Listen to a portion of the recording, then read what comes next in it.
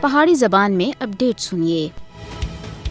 بھارتی وزیر داخلہ امت شاہ بیرون ملک سکھ کارکنوں کے خلاف پرتشدد مہم چلانے میں باقاعدہ طور پر ملوث پایا گیا ہے۔ نائب وزیر خارجہ ڈیوڈ موریسن سن امت شاہ کو کینیڈا وچ سکھ کارکنوں کے خلاف مہم دا ماسٹر مائنڈ قرار دے دیتا ہے۔ کینیڈا دے انکشافات سن مودی حکومت تے ہتھکنڈیاں دی اصلیت ظاہر کیتی ہے۔ بیرون ملک سکھ کارکنوں کو نشانہ بنانے وچ امت شاہ دے ملوث ہونے دا انکشافات بھارت کو خطرناک اور بدماش ریاست وچ بٹانے وچ واضح ثبوت ہے۔ امریکہ سن کینیڈا وچ سکھ خالستان رہنماواں دے خلاف ٹارگٹ کلنگ مہم وچ امت شاہ دے ملوث ہونے دے اتے سخت خفگی دا اظہار کیتا ہے۔ دنیا پار وچ بھارت مخالف خالستان دے حامی کارکناں دی جان کو خطرات بد رہے ہیں، جڑا بھارتی حکومت راہ دی طرف تے پیدا ہو رہے ہیں۔ مودی دی حکومت عالمی سطح دے اتے اختلاف رائے کو چپ کرانے دے واسطے اسرائیل دے طرز عمل دی آئینہ دار بنتی جا رہی ہے۔ مودی حکومت تے اقدامات بیرون ملک مقیم مخالفین کو نشانہ بنانے دے ذریعے بین الاقوامی قانون دی سراسر خلاف ورزی